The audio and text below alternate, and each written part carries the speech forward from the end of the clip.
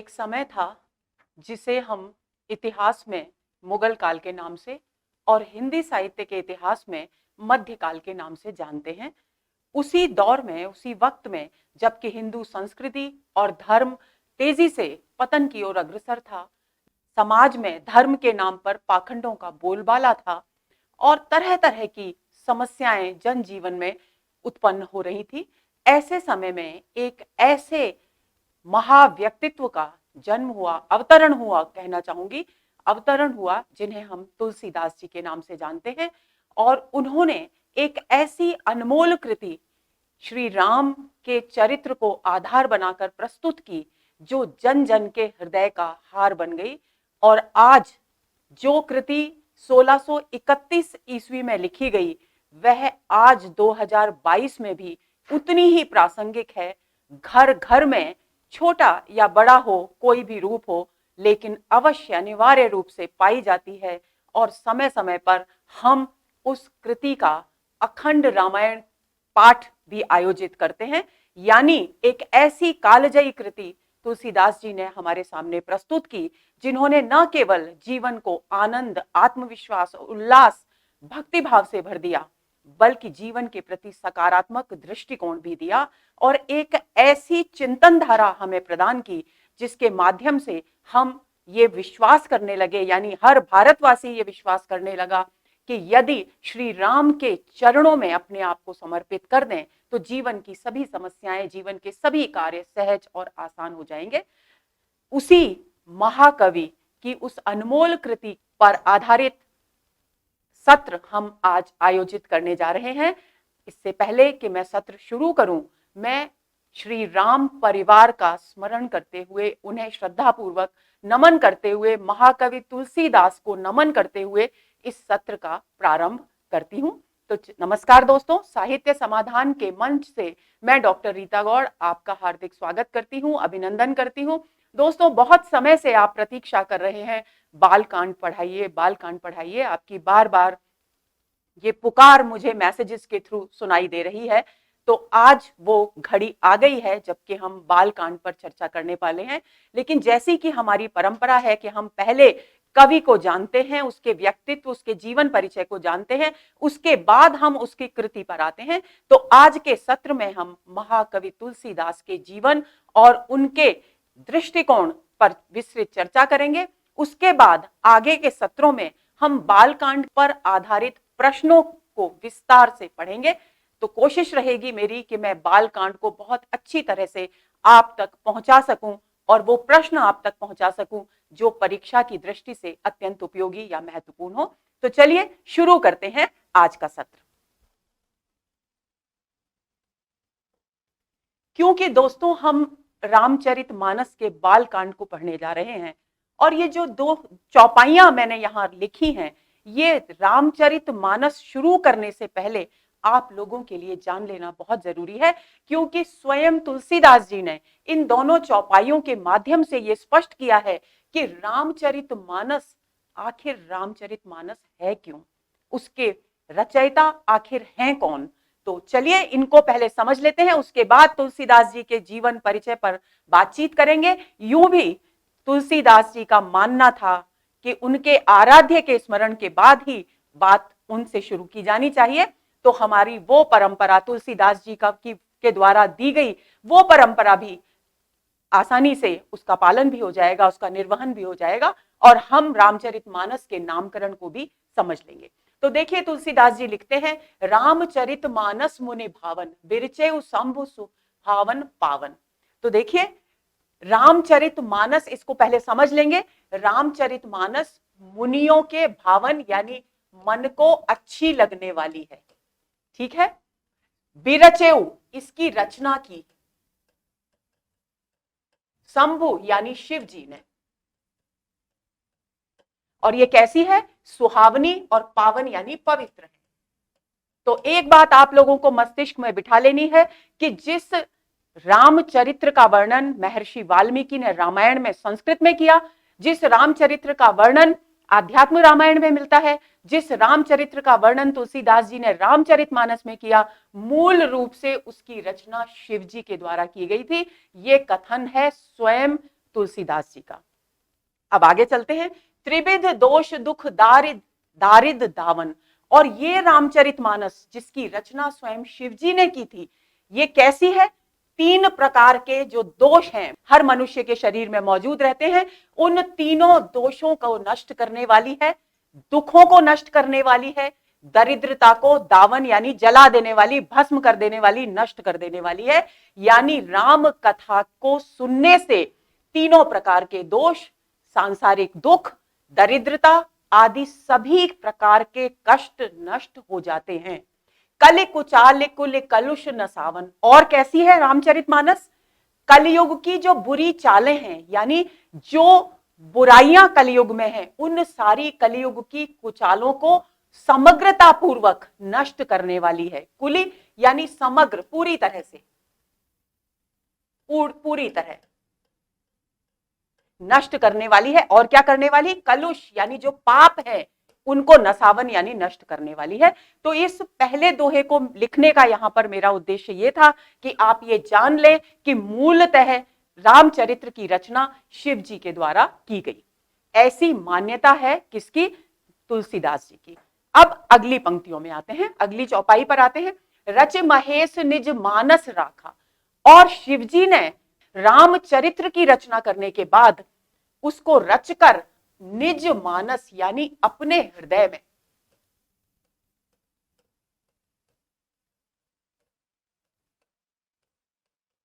राखा यानी रख लिया। शिवजी ने रची यानी रचकर, रचना करके, किसको? रामचरित्र की रचना करके। महेश यानी शिवजी ने निज मतलब अपने, मानस यानी हृदय में राखा यानी रख लिया। पाय सुसमौ सिवासन भाखा, और उचित सुसमय यानी अच्छा समय जानकर, अनुकूल समय जानकर, अच्छा समय पाकर यानी जानकर, शिवा यानी पार्वती जी, सन यानी से, भाखा यानी कहा। देखिए दोस्तों, जहां भी श, ये वाला श आता है भाषा में, जो श प्रयुक्त होता है अवधी भाषा में, उसका उच्चारण ख की तरह होता है। तो इस बात को आप ध्यान रखेंगे। इसका उच्चारण, भाषा मतलब होता है कहना, तो यहां इसका उच्चारण होगा अवधि में भाखा। तो पाए सुसमय सिवासन भाखा, और अनुकूल समय जानकर वो रामचरित जो उन्होंने रचकर अपने हृदय में सुरक्षित रख लिया था, छिपा कर रख लिया था, उसे अनुकूल समय जानकर पार्वती जी से भाखा यानी कहा। ताते रामचरित मानस बर, और इससे रामचरित मानस कैसी हो गई? श्रेष्ठ हो गई, श्रेष्ठ कृति के रूप में सामने आई। क्यों? क्योंकि शिवजी ने उसे उस रामचरित को अपने हृदय में धारण किया था। धरेउ नाम ही हेर हर्ष हर, और हर यानी शिवजी ने हर्षित होकर, ही अपने हृदय में, हेर यानी देखकर, किसको देखकर? रामचरित को देखकर, अपने हृदय में देखकर उसका नाम क्या रखा? श्रेष्ठ नाम रखा, रामचरितमानस। यानी रामचरितमानस नाम जो रखा गया है, तुलसीदास जी का कहना है कि वो स्वयं शिव जी के द्वारा रखा गया है, क्योंकि उन्होंने उसे अपने हृदय में धारण किया था।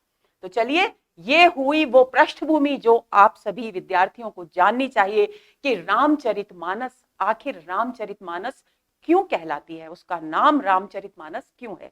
अब इस पृष्ठभूमि को तैयार करने के बाद और श्री राम को याद करने के बाद, भक्ति पूर्वक उनके चरणों में श्रद्धा सुमन अर्पित करने के बाद, हम आगे चलते हैं और महाकवि तुलसीदास जी के जीवन से अवगत होते हैं। तुलसीदास जी के जीवन के विषय में दोस्तों सबसे महत्वपूर्ण बात यह है कि उनके जीवन का हर पक्ष, चाहे वो जन्म का संवत हो, चाहे वो मृत्यु का संवत हो, चाहे वो जन्म स्थान हो, सभी कुछ विवाद के घेरे में है। लेकिन फिर भी विद्वानों ने अनेक प्रकार के शोध करके विभिन्न ग्रंथों और साक्ष्यों के आधार पर उनके जीवन की एक रूपरेखा तैयार की है, जिसे हम यहां पढ़ेंगे। आचार्य हजारी प्रसाद द्विवेदी ने तुलसी के स्वयं की जीवन विषयक उक्तियों के अतिरिक्त 3 अन्य विश्वसनीय स्रोतों की चर्चा की है। यानी तुलसीदास जी के जीवन के विषय में जानना है तो आचार्य हजारी प्रसाद द्विवेदी का कहना है कि उन्होंने रामचरितमानस में तथा अपने अन्य रचनाओं में अपने जीवन के विषय में जो छोटी छोटी बातें प्रस्तुत की हैं, छोटी छोटी उक्तियां की हैं, वो तो उनके जीवन की जानकारी का महत्वपूर्ण स्रोत है ही, उसके साथ 3 अन्य महत्वपूर्ण स्रोत भी हैं जिनके आधार पर हम तुलसी के जीवन के विषय में जान सकते हैं। और वो 3 महत्वपूर्ण स्रोत हैं नाभादास का भक्तमाल। भक्तमाल एक रचना है नाभादास के द्वारा रचित। भक्तमाल रचना जो है ये नाभादास की, इस पर रचित प्रियादास की टीका, क्योंकि इन सभी में तुलसीदास जी से जुड़े हुए प्रसंगों की चर्चा प्रत्यक्ष या अप्रत्यक्ष रूप से मिलती है। और तीसरा ग्रंथ है गोसाई गोकुलनाथ द्वारा लिखित माना जाने वाला 252 वैष्णवन की वार्ता नामक ग्रंथ। यानी ये 3 बातें, कौन कौन से 3 ग्रंथ महत्वपूर्ण है? तो सबसे पहले महत्वपूर्ण है तुलसीदास जी के जीवन के विषय में जानने का स्रोत स्वयं तुलसीदास जी की विभिन्न कृतियों में प्रस्तुत की गई, अभिव्यक्त की गई उक्तियां।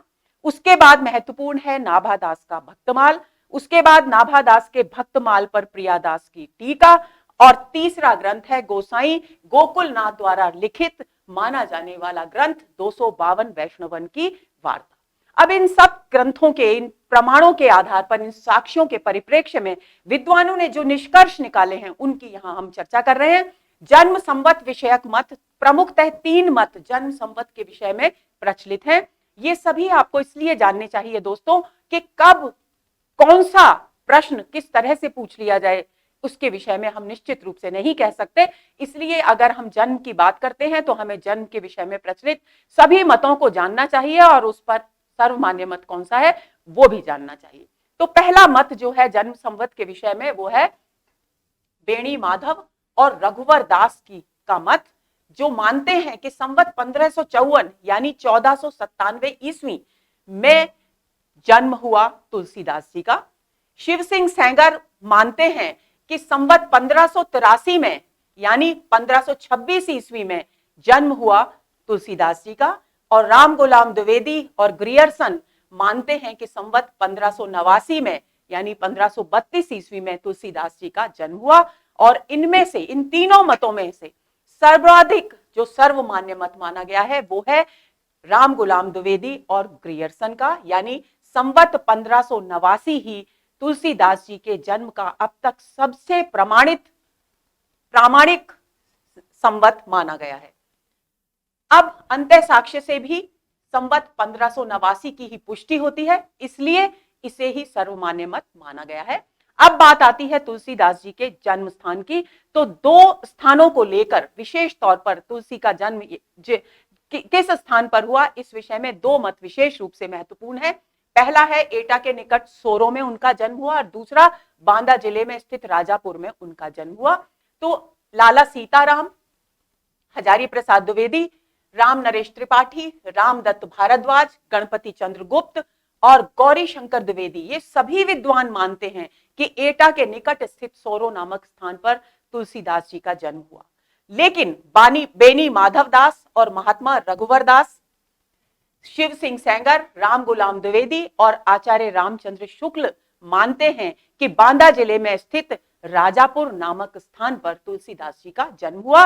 और हमें सर्वमान्य मत के रूप में इस राजापुर बांदा को ही चुनना है, क्योंकि अभी तक अधिकांश जो साक्ष्य हैं वो इसी के पक्ष में जाते हैं।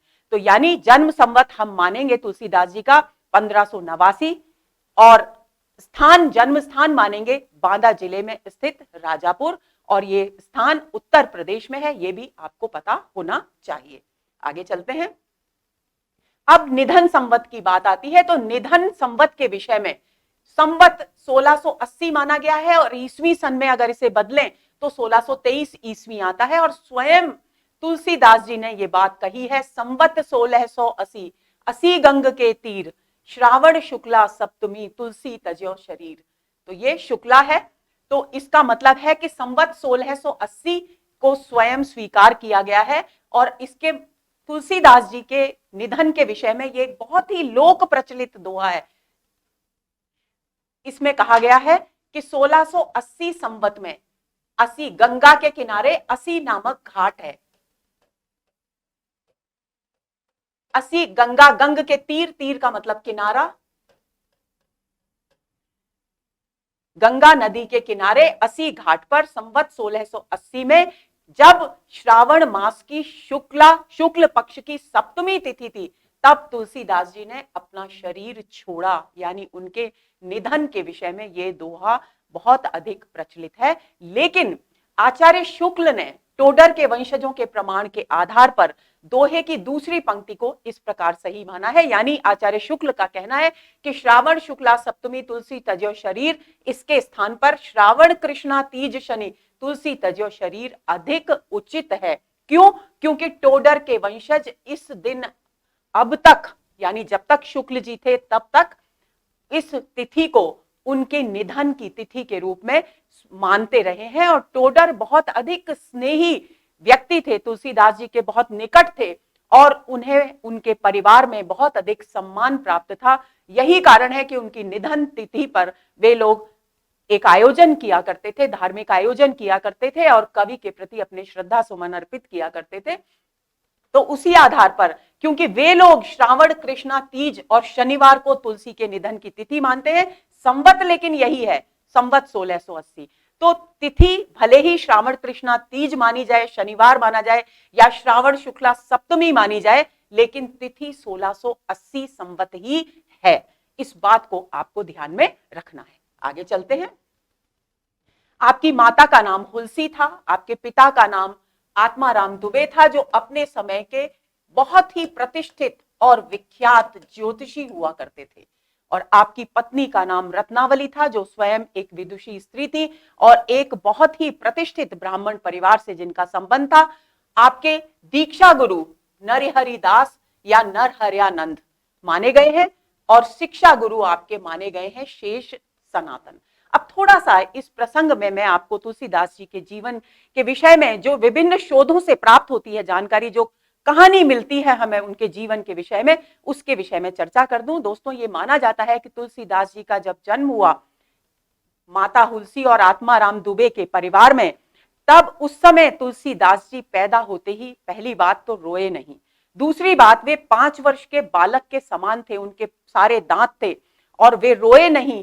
तो ऐसी स्थिति में, क्योंकि पिता ज्योतिषी थे, तो उनके मन में अनेक प्रकार की आशंकाएं उत्पन्न हो गई और उन्हें ऐसा महसूस होने लगा कि ये पुत्र नहीं बल्कि कोई राक्षस उत्पन्न हो गया है।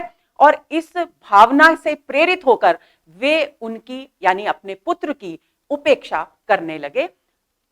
उनकी माता यानी तुलसीदास जी की जो माता थी हुलसी, उन्हें पिता का ये व्यवहार पुत्र के प्रति अच्छा नहीं लगा और उन्होंने अपने यहां एक सेविका थी मुनिया, जिसका नाम था मुनिया, एक निर्धन स्त्री थी, उसे पालन पोषण के लिए तुलसीदास जी को दे दिया और वे अपने घर वापस लौट गईं। 3-4 वर्ष बाद मुनिया का निधन हो गया और मुनिया के निधन के बाद तुलसीदास जी बिल्कुल असहाय, अकेले और अनाथ हो गए। तब मुनिया के परिवार वालों ने समाचार भेजा आत्माराम जी के पास और कहा कि आप अपने पुत्र, मुनिया का निधन हो गया है, आप अपने पुत्र को स्वीकार कर लें। लेकिन आत्माराम दुबे ने अपने पुत्र को स्वीकार करने से इनकार कर दिया। इसके आगे की जो जीवन यात्रा तुलसीदास जी की शुरू होती है, उस जीवन यात्रा में ही वो बीज अंकुरित होते हैं दोस्तों, जहां से तुलसीदास जी महाकवि तुलसीदास के रूप में विकसित हुए, एक महान व्यक्तित्व के रूप में उभर कर हमारे सामने आए। काफी समय उन्होंने इधर उधर भिक्षा मांग करके अपना जीवन चलाया। उसके बाद उनका परिचय हुआ नरहरि दास से। नरहरि दास ने उन्हें अपने पास रखा और उनका पूरा ध्यान रखा और उनकी शिक्षा का प्रबंध किया। शेष सनातन जी जो वहीं काशी में रहा करते थे, उनके शेष सनातन जी ने उनको सारे शास्त्रों और वेद और पुराण जितने भी ग्रंथ थे उन सभी की शिक्षा प्रदान की। और यही कारण है कि राम नाम की दीक्षा देने वाले गुरु के रूप में नरहरि दास का नाम लिया जाता है और शास्त्रों का ज्ञान, शास्त्रों की शिक्षा देने वाले गुरु के रूप में तुलसीदास जी के गुरु हैं शेष सनातन जी। तो इस बात को आप ध्यान में रखेंगे।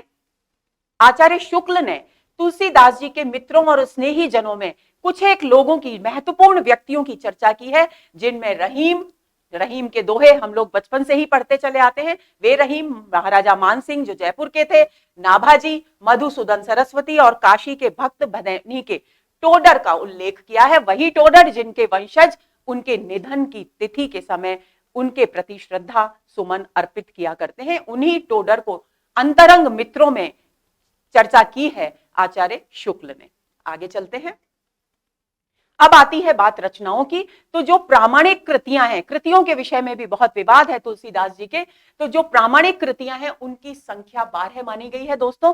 और मैंने कोशिश की है कि प्रत्येक कृति की महत्वपूर्ण बिंदु आपको पता हो, क्योंकि हिंदी साहित्य के इतिहास की दृष्टि से भी ये बिंदु बहुत महत्वपूर्ण है। किसी भी कृति पर प्रश्न पूछा जा सकता है। तो सबसे पहली कृति है उनकी वैराग्य संदीपनी। इसकी भाषा ब्रज है। भाषा को लेकर भी बहुत सारे सवाल पूछे जाते हैं परीक्षाओं में कि वैराग्य संदीपनी की भाषा क्या है या विनय पत्रिका की भाषा क्या है। इस तरह के प्रश्न अक्सर प्रतियोगी परीक्षाओं में आते हैं। तो वैराग्य संदीपनी की भाषा है ब्रज, और दो ही भाषाओं में प्रमुख रूप से रचना की थी तुलसीदास जी ने, पहली ब्रज और दूसरी अवधि।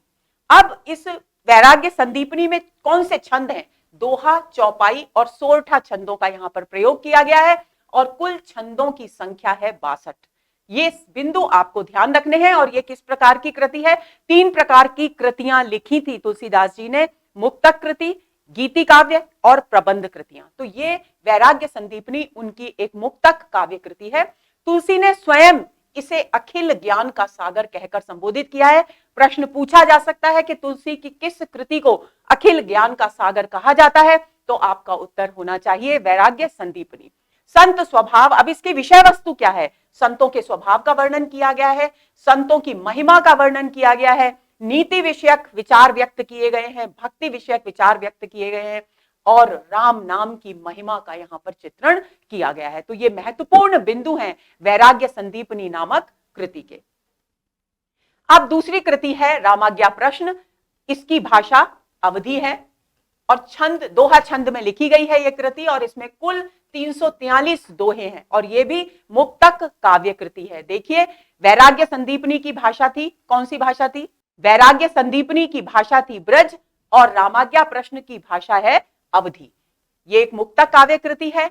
शगुन विचार वैश्यक कृति के रूप में इसका बहुत अधिक इसकी लोकप्रियता रही है, और इसे राम शलाका या दोहावली रामायण के नाम से भी जाना जाता है।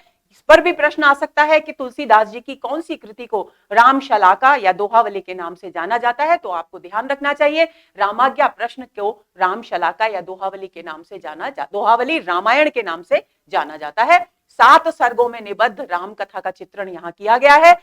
ऐसा माना जाता है कि तुलसीदास जी के एक मित्र थे पंडित गंगाराम ज्योतिषी, उनके कहने पर उन्होंने रामाज्ञा प्रश्न की रचना की थी।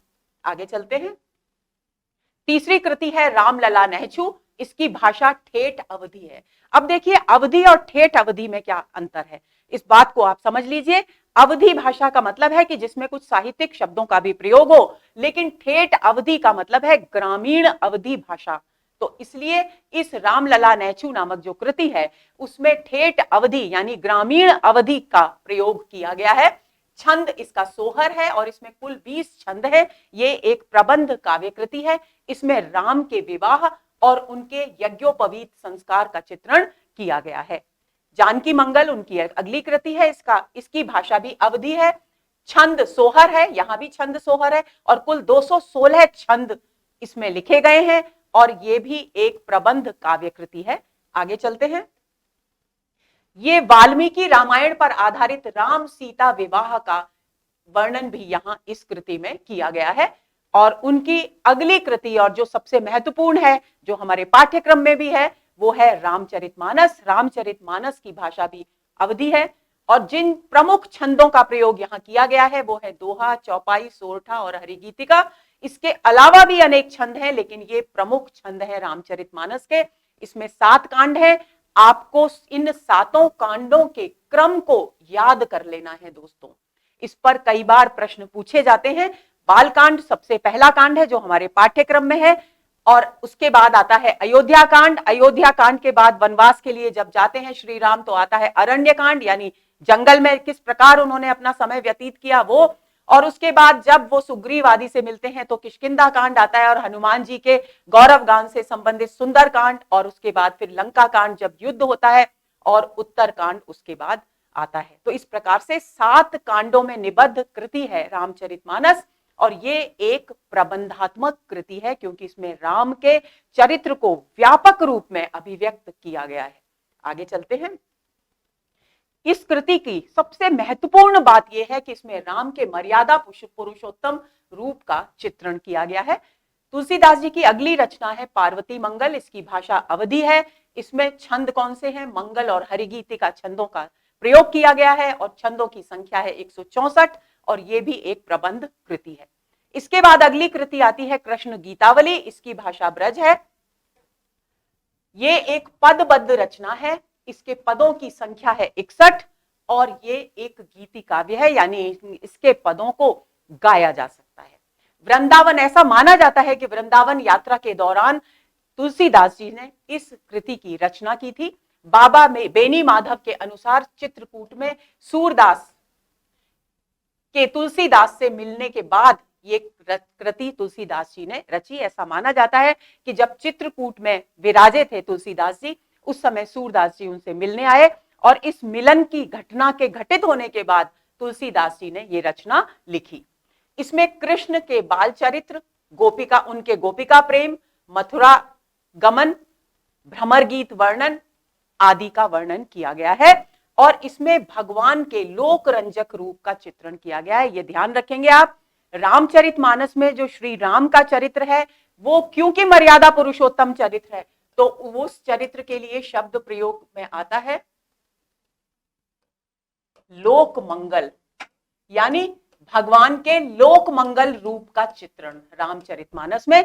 लेकिन कृष्ण गीतावली में भगवान के लोक रंजक रूप का चित्रण है। 2 प्रकार के रूपों का चित्रण यहां भगवान का किया गया है, लोक मंगल रूप और लोक रंजक रूप। आगे चलते हैं। गीतावली अगली कृति है, इसकी भाषा ब्रज है। ये भी पदबद्ध कृति है और इसमें कुल पदों की संख्या है 328, और ये भी एक गीति काव्य है। रामचरितमानस के चुने हुए प्रसंगों का यहाँ चित्रण किया गया है, और 7 कांडों में निबद्ध राम कथा यहाँ वर्णित की गई है। यहाँ इसमें भी 7 कांड है, लेकिन कथा का वो प्रवाह यहाँ नहीं है जो रामचरितमानस में है। रामचरितमानस के केवल चुने हुए प्रसंगों को यहाँ 7 कांडों में बांधकर प्रस्तुत किया गया है। अगली कृति है विनय पत्रिका, भाषा इसकी ब्रज है, ब्रज भाषा में लिखी गई है। अक्सर प्रश्न परीक्षाओं में आता है कि विनय पत्रिका की भाषा कौन सी क्या है, तो आपको इसे भूलना नहीं है। विनय पत्रिका ब्रज भाषा में रचित कृति है और रामचरितमानस की रचना अवधी भाषा में हुई है। आगे चले। इसमें भी पद हैं, पदों में आबद्ध कृति है ये, और इसमें कुल पदों की संख्या है 289, और ये एक मुक्तक गीति काव्य है। ऐसा माना जाता है कि कलिकाल यानी कलियुग ने एक तुलसीदास जी ने जब राम भक्ति का प्रचार करना प्रारंभ किया सर्वत्र, तो लोगों के दृष्टिकोण में परिवर्तन आया, लोगों की धर्म के प्रति आस्था बढ़ गई। तो ऐसा माना जाता है कि तुलसीदास जी को कलयुग ने धमकाया आकर के कि इस तरह से अगर तुम चलते रहोगे तो ये अच्छी बात नहीं होगी। तब तुलसीदास जी ने उस स्थिति से भयभीत होकर राम के दरबार में अपनी मनोव्यथा को अभिव्यक्त करने के लिए, अपने मन की पीड़ाओं को अभिव्यक्त करने के लिए ये पत्रिका रची कि क्योंकि वे इसे राम के दरबार में रखना चाहते थे। यही कारण है, और इसमें तुलसीदास जी के सारे विनय के पद हैं, उनकी दास्य भाव की, भक्ति भावना की अभिव्यक्ति हुई है यहाँ। यही कारण है कि इस कृति को विनय पत्रिका के नाम से जाना जाता है। विनय एवं आत्मनिवेदन के पद हैं। आत्मनिवेदन के पद कौन से होते हैं? जहां कोई भी भक्त ईश्वर के प्रति अपने आप को पूरी तरह से समर्पित करते हुए अपनी पीड़ाओं के विषय में बताता है, अपने आप को बहुत हीन मानते हुए ईश्वर की कृपा का आकांक्षी अपने आप को बताता है, वही आत्मनिवेदन के पद होते हैं। तो इसी प्रकार के पद यहाँ विनय पत्रिका में रचित हैं, और राम की भक्ति, राम के प्रति जो भक्ति भाव है वो भी यहाँ अभिव्यक्त हुआ है। अगली कृति है दोहावली, इसकी भाषा भी ब्रज है। इसके छंद हैं दोहा और सोरठा, और छंद संख्या, दोहों की संख्या है क्योंकि 2 प्रकार के छंदों का यहाँ प्रयोग किया गया है। दोहों की संख्या है 573 और सोरठा है कुल 22। इस प्रकार कुल छंदों की संख्या हुई 595 और ये एक मुक्तक रचना है। अगली कृति है तुलसीदास जी की बरवे रामायण। भाषा इसकी अवधी है और रामायण को बरवे रामायण इसलिए कहा गया है क्योंकि इसकी रचना बरवे छंद में की गई है। रहीम की, ऐसा कहा जाता है कि रहीम दास जी की प्रेरणा से बरवे छंद में इस कृति की रचना तुलसीदास जी ने की थी। इसके छंद का नाम बरवे है, जैसा कि मैं आपको बता ही चुकी हूं, और छंदों की संख्या है 69। ये एक मुक्तक कृति है, आपको ध्यान रखना है। बरवे रामायण की रचना तुलसीदास जी ने किसकी प्रेरणा से की? तो रहीम दास जी की प्रेरणा से की थी। इसी प्रकार रामाज्ञा प्रश्न कृति की रचना किसकी प्रेरणा से की? तो अपने मित्र पंडित गंगाराम की प्रेरणा से की। ये बात आपको भूलनी नहीं है। आगे चलते हैं। अगली रचना है कवितावली। इसकी भाषा ब्रज है और इसमें जो छंद प्रयुक्त हुए हैं वे हैं कवित्त, छप्पय और कुल छंदों की संख्या है 325। इसमें भी 7 कांड है और 7 कांडों में राम कथा का वर्णन किया गया है।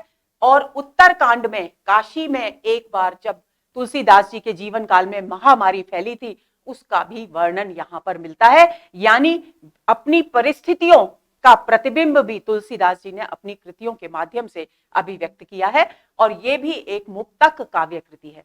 कुछ विद्वान, दोस्तों ये बात बहुत महत्वपूर्ण है, ये तथ्य, कुछ विद्वान जिनमें पंडित राम गुलाम द्विवेदी उल्लेखनीय हैं, हनुमान बाहुक नामक एक रचना है तुलसीदास जी की, उसे कवितावली के अंतर्गत ही स्वीकार करते हैं।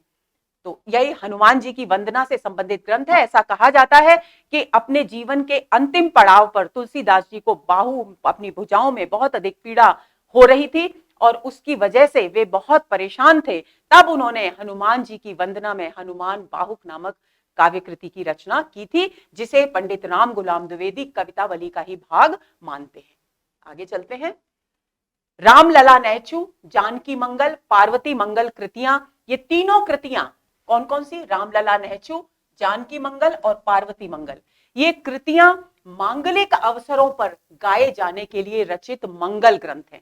तो मंगल ग्रंथ तुलसीदास जी के कौन से कहलाते हैं? रामलला नैचू, जानकी मंगल और पार्वती मंगल। तो देखिए जानकी मंगल और पार्वती मंगल में तो पहले से ही मंगल शब्द मौजूद है, तो आपको याद करने में दिक्कत नहीं होगी। केवल एक रामलला नैचू को आपको याद रखना है क्योंकि राम के यज्ञोपवीत संस्कार से संबंधित गीत यहां पर दिए गए हैं। तो आपको ये 3 कृतियां ध्यान में रखनी है। ये कृतियां तुलसीदास जी की मंगल ग्रंथों के रूप में लोकप्रिय हैं। वैराग्य संदीपनी, रामलला नैचू, जानकी मंगल, पार्वती मंगल और बरवे रामायण, इन सभी लघु कृतियों को पंचरत्न कहा जाता है। कौन सी कृतियां पंचरत्न कहलाती हैं? इस तरह का प्रश्न परीक्षा में पूछा जा सकता है। और पंचरत्न है वैराग्य संदीपनी, रामलला नैचू, जानकी मंगल, पार्वती मंगल और बरवे रामायण। तो 3 तो ये मंगल ग्रंथ हैं ही, उसके बाद आपको वैराग्य संदीपनी और बरवे रामायण को और कंठस्थ करना है। अब बात आती है रामचरितमानस की, जो हमारे पाठ्यक्रम में है, जिसके विषय में हमें विस्तृत जानकारी प्राप्त होनी चाहिए। तो रामचरितमानस के बारे में कुछ महत्वपूर्ण तथ्य हैं दोस्तों। सबसे पहली बात, इस कृति का लेखन कार्य 1631 संवत में प्रारंभ किया गया। ये स्वयं तुलसीदास जी ने रामचरितमानस के बालकांड में लिखा है। और 1631 संवत को यदि हम ईस्वी सन में बदलें तो 1574 ईस्वी आता है और चैत्र शुक्ल रामनवमी मंगलवार को अयोध्या में इसका लेखन कार्य प्रारंभ किया गया। इस बात को, इस बिंदु को का एक भी बिंदु, इसका एक भी हिस्सा आप छोड़ेंगे नहीं। आपको ध्यान रखना है, संवत 1631 में इसकी रचना प्रारंभ हुई। कहां प्रारंभ हुई? अयोध्या नगरी में प्रारंभ हुई। दिन था मंगलवार, तिथि थी राम नवमी। चैत्र माह में जो रामनवमी आती है उसके दिन इसकी रचना प्रारंभ की गई अयोध्या नगरी में। ये बात आपको ध्यान रखनी है। अब इसके विषय में बालकांड में जो चौपाई है वो इस प्रकार है। संवत 1631 यानी 1631 संवत स्वयं तुलसीदास जी लिखते हैं, करऊं कथा हरिपद धर सीसा, कि मैं हरिपद यानी भगवान श्री राम के चरणों में अपना शीश, अपना मस्तक झुका करके कथा को प्रारंभ करता हूं। करऊं कथा यानी कथा कहना प्रारंभ करता हूं। नौमी भौम वार मधुमासा, और ये कौन सा समय है? ये नौमी तिथि है, भौम यानी मंगलवार है, मधुमास है, और स्थान कौन सा है? अवधपुरी। यह चरित प्रकाशा, और अवधपुरी यानी अयोध्या नगरी में इस रामचरित्र को अभिव्यक्त करने का, लिखने का कार्य प्रारंभ कर रहा हूं। तो ये बात आपको ध्यान में रखनी है। आपको यह भी बिंदु ध्यान में रखना है कि मानस का अधिकांश भाग अयोध्या में ही लिखा गया। 7 कांड है, उनमें से अधिकांश भाग कहां लिखा गया? अयोध्या में। कुछ अंश, विशेषकर किष्किंधा कांड की रचना उन्होंने काशी में रह करके की। और मानस की रचना में कुल कितना समय लगा? 2 वर्ष 7 महीने और 26 दिन का समय लगा। ये बात आपको भूलनी नहीं है। वैसे तो बहुत सारे प्रसंगवश बहुत सारे सभी रसों का परिपाक यहां मिलता है। युद्ध में भयानक रस भी है, रौद्र रस भी है, और पुष्प वाटिका प्रसंग में श्रृंगार रस भी है, लेकिन प्रमुखतः रामचरितमानस का जो प्रधान रस है वो है शांत रस, क्योंकि राम के प्रति अनन्य भक्ति से संबंधित ग्रंथ है ये। अयोध्या कांड को मानस का हृदय स्थल कहा जाता है, ये बात आपको ध्यान रखनी है। प्रश्न पूछा जा सकता है कि किस कांड को, रामचरितमानस के किस कांड को मानस का हृदय स्थल कहा गया है? तो अयोध्या कांड को मानस का हृदय स्थल कहा जाता है। आचार्य शुक्ल ने चित्रकूट सभा, जो अयोध्या कांड में चित्रकूट प्रसंग है जहां पर राम वनवास जाने के बाद राम, लक्ष्मण और सीता जी वहां विराजते हैं कुछ समय के लिए, और वहां पर भरत अपने पूरे परिवार के साथ, और यहां तक कि अयोध्या के कुछ महत्वपूर्ण नागरिक भी राम के दर्शन करने के लिए वहां पहुंचते हैं। राजा जनक भी अपनी पत्नी के साथ वहां आते हैं। तो उस चित्रकूट सभा का जो चित्रण है अयोध्या कांड में, उसे आचार्य शुक्ल ने आध्यात्मिक घटना कहकर पुकारा है। ये बात बहुत महत्वपूर्ण है।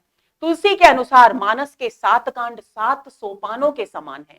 तुलसीदास जी ने स्वयं बालकांड में लिखा है कि मानस में जो 7 कांडों में मैंने रामचरित का वर्णन किया है, वास्तव में वो 7 कांड जीवन के 7 पड़ाव हैं, और ये क्या करते हैं? शरीर और आत्मा को शुद्ध करने वाले हैं और मानसरोवर के पवित्र जल की ओर ले जाते हैं।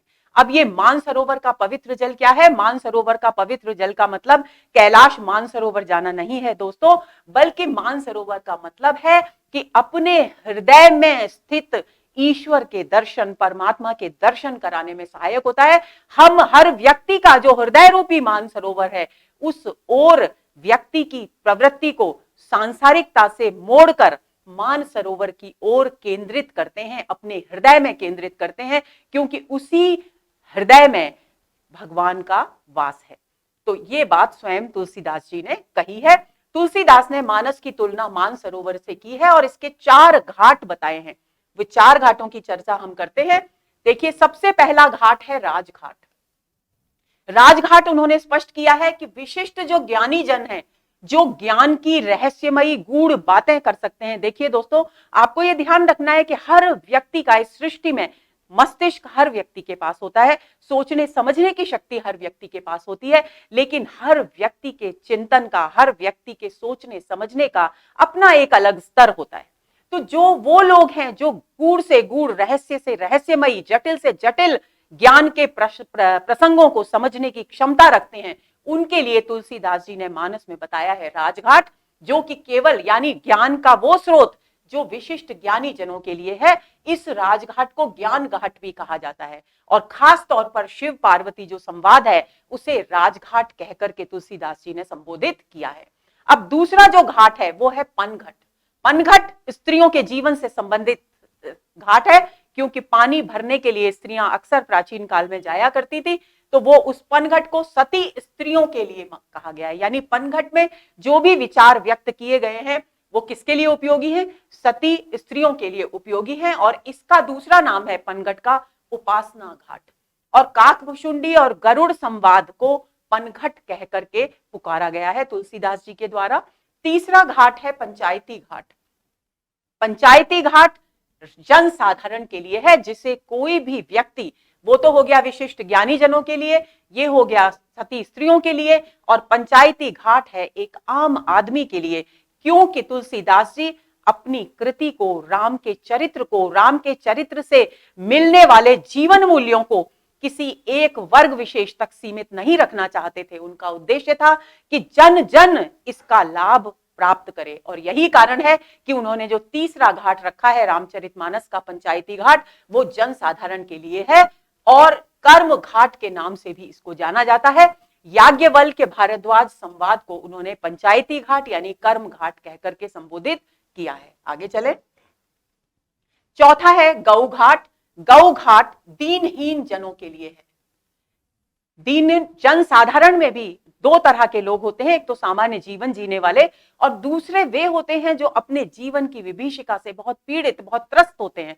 कभी कोई शारीरिक कष्ट है, किसी को आर्थिक कष्ट है, यानी बहुत अधिक कष्टों से जूझते हैं। जो ऐसे दीनहीन और असहाय जनों के लिए तुलसीदास जी ने गौ घाट की रचना की है। और ये इसको दैन्य या प्रपत्ति घाट भी कहा जाता है। दैन्य का अर्थ होता है दीनता और प्रपत्ति का अर्थ होता है अनन्य भक्ति। यानी इसके द्वारा, इस घाट के द्वारा, यानी गौ घाट के द्वारा जो दीनहीन जन है वो ईश्वर के प्रति अनन्य भक्ति, एकनिष्ठ भक्ति का मार्गदर्शन प्राप्त कर सकते हैं। तो इसको तुलसी सकल मानस संवाद, तुलसीदास जी ने जो कुछ भी मानसरोवर में लिखा है उसमें वो दीनहीन जनों के लिए उपयोगी है, उनके जीवन को एक नई और सकारात्मक भक्ति भावपूर्ण दिशा में ले जाने वाला है। आचार्य शुक्ल ने मानस को लोक मंगल की साधनावस्था का काव्य माना है। बहुत ही महत्वपूर्ण बिंदु है, बिल्कुल भूलेंगे नहीं। मानस पर सर्वाधिक प्रभाव आध्यात्म रामायण का माना जाता है। ऐसा माना जाता है दोस्तों कि अध्यात्म रामायण की रचना स्वयं महर्षि वेद व्यास ने की थी। मानस पर सबसे पहली टीका रामचरण दास के द्वारा लिखी गई। तुलसी ने रामचरित मानस सबसे पहले कवि रसखान को सुनाई थी। यह भी एक बहुत ही महत्वपूर्ण बिंदु है जिसे आप अपनी स्मृति में रख लेंगे अच्छी तरह से। आगे चलें। मानस के विषय में रहीमदास जी ने क्या कहा। रहीमदास क्योंकि तुलसीदास जी के अनन्य मित्र थे तो उन्होंने मानस के विषय में लिखा। ये दोहा बहुत प्रसिद्ध है। रामचरित मानस विमल, के राम का जो रामचरित मानस जो ग्रंथ है वो विमल यानी निर्मल, पवित्र भावनाओं से युक्त है, निर्मल है। और क्या है, संतन जीवन प्राण, और संतों के जीवन का प्राण है, यानी केंद्र है, आधार है। हिंदुवान को वेद सम, और जितने भी हिंदू हैं उनके लिए रामचरितमानस वेदों के समान है। और यवन ही, यानी जो यवन है, यानी हिंदुओं से इतर जो विदेशी जातियां हैं उनके लिए ये साक्षात कुरान के रूप में है। इसकी महिमा को इस प्रकार रहीमदास जी ने अभिव्यक्त किया, जो कि एक बहुत ही महत्वपूर्ण बिंदु है। अगले बिंदु पर आते हैं। अगला बिंदु है तुलसी की भक्ति दास्य भाव की भक्ति है। दास्य भाव की भक्ति कौन सी होती है। दास्य भाव की भक्ति वो होती है दोस्तों जिसमें ईश्वर का दास समझता है भक्त अपने आप को, और उसमें भी तुलसीदास जी की जो भक्ति है वो अहेतुकी अर्थात निष्काम भक्ति है। यानी किसी कारण से प्रेरित होकर, किसी कामना से प्रेरित होकर वे राम के प्रति अपनी भक्ति भावनाएं अर्पित नहीं करते, बल्कि निष्काम भाव से वे अपनी भावनाएं अर्पित करते हैं।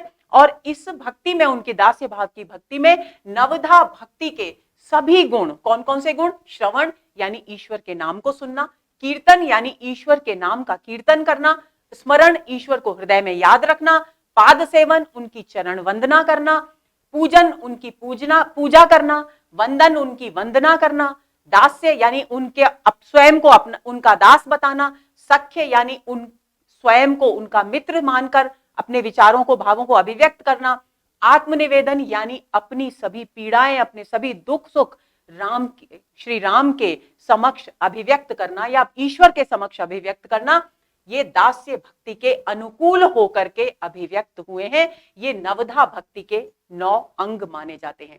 आचार्य शुक्ल के अनुसार, ये बहुत महत्वपूर्ण बिंदु है दोस्तों, आचार्य शुक्ल के अनुसार तुलसीदास जी की भक्ति है स्वदेशी भक्ति। उन्होंने तुलसी की भक्ति को जो नाम दिया है वो है स्वदेशी भक्ति। क्यों?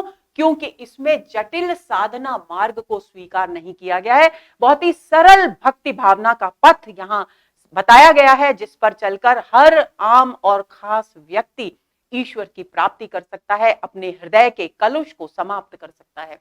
नाभादास ने तुलसी को, अब देखिए कुछ महत्वपूर्ण बिंदु हैं जो तुलसीदास जी के विषय में विभिन्न समय पर विभिन्न विद्वानों के द्वारा अभिव्यक्त किए गए। तो नाभादास ने, जिन्होंने भक्तमाल लिखा था, उन्होंने तुलसी को कलिकाल का वाल्मीकि यानी कलयुग का वाल्मीकि कहकर संबोधित किया है। स्मिथ, विंसेंट स्मिथ जो विदेशी विद्वान है, उन्होंने तुलसी को मुगल काल का सबसे महान व्यक्ति कहा है। और ग्रियर्सन ने तुलसी को बुद्ध देव के बाद सबसे बड़ा लोकनायक कहकर पुकारा है। और इसके साथ ही वे रामायण को उत्तर भारत की बाइबल कहकर के पुकारते हैं। रामायण से यहां अभिप्राय है रामचरितमानस, वाल्मीकि रामायण नहीं। आचार्य हजारी प्रसाद द्विवेदी ने कहा, भारतवर्ष का लोकनायक वही हो सकता है जो समन्वय का अपार धैर्य लेकर आया हो। ये पंक्तियां तुलसीदास जी के विषय में आचार्य हजारी प्रसाद द्विवेदी ने कही हैं। आगे चलें। भिखारी दास तुलसीदास जी के विषय में लिखते हैं, तुलसी गंग दुवो भये सुकविन के सरदार, इनके काव्यन में मिली भाषा विविध प्रकार। इसका मतलब क्या है? भिखारी दास जी लिखते हैं कि दो कवि कवियों के सरदार हुए हैं, यानी कवियों के सिरमौर, कवियों में श्रेष्ठ शिरोमणि हुए हैं। कौन कौन से? तुलसी और एक गंग, गंग कवि। ये दोनों दुवो यानी दोनों सुकवियों के सरदार हुए हैं, सुकवियों के शिरोमणि हुए हैं। क्यों हुए हैं? इनके काव्यन में मिली भाषा विविध प्रकार, क्योंकि इनके काव्य में भाषा अपने विविध रूपों में, विविध सुंदर रूपों में अभिव्यक्त हुई है। ये पंक्तियां किसने कही? भिखारी दास जी ने कही तुलसीदास जी के और गंग कवि के विषय में, जो कि तुलसीदास जी के संदर्भ में, क्योंकि हम उन्हीं को पढ़ रहे हैं, तो बहुत महत्वपूर्ण पंक्तियां हैं। पूछा जा सकता है कि ये पंक्तियां किसके द्वारा कही गई हैं। और हरिऔध, अयोध्या सिंह उपाध्याय हरिऔध, जिनका प्रिय प्रवास खड़ी बोली हिंदी का पहला महाकाव्य माना जाता है, जो द्विवेदी युग के प्रमुख कवियों में से हैं, वे लिखते हैं, कविता करके तुलसी न लसे, कविता लसी पा तुलसी की कला। इसका मतलब क्या है कि कविता लिख करके, काव्य सृजन करके तुलसी की शोभा नहीं बढ़ी, तुलसी शोभायमान नहीं हुए, बल्कि कविता धन्य हो गई, कविता शोभायमान हो गई तुलसी के कला के स्पर्श से, तुलसी की कला प्रियता से, तुलसी के कला वैभव को का स्पर्श पाकर के कविता में चार चांद लग गए, कविता की सौंदर्य वृद्धि हो गई, कविता की शोभा बढ़ गई। ये पंक्तियां किसने कही? तुलसी के विषय में हरिऔध ने कही। लाला भगवान दीन और बच्चन सिंह कहते हैं कि तुलसीदास जी रूपकों के बादशाह हैं, क्योंकि उनके काव्य में इतने सुंदर सुंदर रूपक उन्होंने प्रयुक्त की हैं। तो लाला भगवान दीन और बच्चन सिंह उन्हें रूपकों का बादशाह कहकर संबोधित करते हैं। आचार्य शुक्ल उन्हें अनुप्रासों का बादशाह कहते हैं, क्योंकि भाषा की अनुप्रासिकता हम साकेत में भी पढ़ चुके, मैथिली शरण गुप्त की भाषा में भी अनुप्रासिकता थी, लेकिन उससे भी कहीं अधिक अनुप्रासिक सौंदर्य हमें तुलसीदास जी के रामचरितमानस में देखने को मिलता है। इसीलिए आचार्य शुक्ल ने उन्हें अनुप्रासों का बादशाह कहकर संबोधित किया है। इसके बाद डॉक्टर उदय भानु सिंह, जो तुलसी के विशेषज्ञ माने जाते हैं, जिन्होंने बहुत शोध किया है तुलसी साहित्य पर, वे उन्हें उत्प्रेक्षाओं का बादशाह कहकर के संबोधित करते हैं। आगे चलते हैं। अब तुलसी का जो कुछ भी हमने जीवन वृत्त पढ़ा, उनकी रचनाओं का परिचय पढ़ा, उस पर आधारित प्रश्नों पर बात करते हैं। दोस्तों, इसमें प्रश्न कुछ अपनी तरफ से भी मैंने जोड़े हैं, लेकिन ज्यादातर इसमें वे प्रश्न लिए गए हैं जो पिछली परीक्षाओं में आए हुए हैं। लेकिन आप ये मत सोचिए कि बस यही प्रश्न बालकांड या तुलसीदास से संबंधित होंगे। तुलसीदास और उनके बालकांड पर जो हमारे पाठ्यक्रम में है, एक प्रश्नों की मैराथन स्टार्ट करेंगे हम, तो आप उसके लिए तैयार हो जाइए साथ में दौड़ने के लिए। तो चलिए, आज का पहला प्रश्न है, तुलसीदास कृत विनय पत्रिका की भाषा है। देखिए, जब मैंने विनय पत्रिका की चर्चा की थी, तब भी मैंने दोस्तों आपको बताया था कि भाषा संबंधी प्रश्न तुलसी की रचनाओं को लेकर अवश्य पूछे जाते हैं और हर परीक्षा में पूछे जाते हैं। तो आपको यह कंठस्थ कर लेना है कि उनकी कौन सी रचना की भाषा क्या है। तो विनय पत्रिका की भाषा पर यह प्रश्न पूछा गया है। यूपीएससी डिग्री कॉलेज एग्जाम 2013 में यह प्रश्न पूछा गया और ऑप्शंस है ब्रज भाषा, अवधी, खड़ी बोली या फिर मगही। तो दोस्तों, विनय पत्रिका ब्रज भाषा में लिखी हुई रचना है, आपको भूलना नहीं है। ए ऑप्शन इस प्रश्न का सही उत्तर है। आगे चलते हैं। दूसरा प्रश्न है, लोक मंगल की भावना के सर्वश्रेष्ठ कवि हैं। यूपीपीएससी डिग्री कॉलेज एग्जाम 2013 और 2008 में यह प्रश्न पूछा गया और आपके फर्स्ट ग्रेड की परीक्षा के लिए, सेकंड ग्रेड की परीक्षा के लिए भी बहुत ही महत्वपूर्ण है। तो ऑप्शंस दिए गए हैं, मलिक मोहम्मद जायसी, तुलसीदास, उस्मान या केशवदास। तो दोस्तों, ये तो सूफी काव्यधारा के कवि हैं, उस्मान और जायसी। केशवदास रीतिकाल के कवि हैं। तो स्पष्ट है कि तुलसीदास इस प्रश्न का सही उत्तर है, क्योंकि उनके रामचरितमानस में लोक मंगल की भावना की जितनी सुंदर अभिव्यक्ति हुई है, उतनी संभवतः किसी अन्य ग्रंथ में नहीं हुई। यही कारण है कि उन्हें लोक मंगल की भावना का कवि कहकर संबोधित किया गया है। आगे चलते हैं, अगले प्रश्न पर आते हैं। विनय पत्रिका किस भक्ति काव्य परंपरा की रचना है? देखिए, विनय पत्रिका और रामचरितमानस और कवितावली, ये तीन रचनाएं तुलसी की इतनी महत्वपूर्ण है कि इनके विषय में सारी जानकारी आपको कंठस्थ कर लेनी है। विनय पत्रिका किस भक्ति काव्य परंपरा की रचना है? यह प्रश्न पूछा गया यूपीपीएससी डिग्री कॉलेज एग्जाम 2013 में, और ऑप्शंस दिए गए हैं कृष्ण भक्ति काव्य परंपरा, राम भक्ति काव्य परंपरा, निर्गुण काव्य परंपरा या शिव भक्ति काव्य परंपरा। तो दोस्तों, ये बिल्कुल ही एक सामान्य सा कॉमन सेंस का सवाल है, क्योंकि राम भक्ति परंपरा के कवि हैं तुलसीदास, तो स्पष्ट सी बात है कि बी विकल्प यहां सही उत्तर है। राम भक्ति काव्य परंपरा का ग्रंथ है विनय पत्रिका। अगले प्रश्न पर आते हैं। चौथा प्रश्न, अवधी भाषा की शब्दावली को साहित्य की परिनिष्ठित शब्दावली बनाने का प्रथम श्रेय इन्हें दिया जाता है। यूपीपीएससी डिग्री कॉलेज एग्जाम 2008 में यह प्रश्न पूछा गया और ऑप्शंस दिए गए हैं मलिक मोहम्मद जायसी को, कुतुबन को, गोस्वामी तुलसीदास को या अमीर खुसरो को। तो दोस्तों, अवधी भाषा की शब्दावली को परिष्कृत बनाने का श्रेय गोस्वामी तुलसीदास को दिया जाता है, क्योंकि जितना सुंदर और परिष्कृत अवधि का भाषा संयोजन तुलसीदास जी ने किया रामचरितमानस और अपनी अन्य कृतियों में, उतना किसी अन्य ने नहीं किया। तो सी विकल्प यहां आपका सही उत्तर है। आगे चलें। गोस्वामी तुलसीदास जी की कुल कितनी कृतियों में उत्तरकांड संबंधी वर्णन प्राप्त होते हैं? तो दोस्तों, उनकी प्रामाणिक जो कृतियां हैं उनकी संख्या 12 है, ये हम पढ़ चुके हैं, और उनमें से 4 कृतियों में उत्तरकांड संबंधी वर्णन प्राप्त होता है। और यह प्रश्न पूछा गया हायर एजुकेशन एग्जाम 2015 में, तो यह जानकारी भी आपको होनी चाहिए। और जिन कृतियों में उत्तरकांड संबंधी वर्णन मिलता है वो है रामचरितमानस,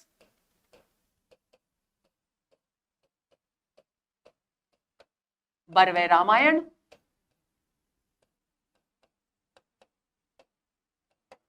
कवितावली और गीतावली।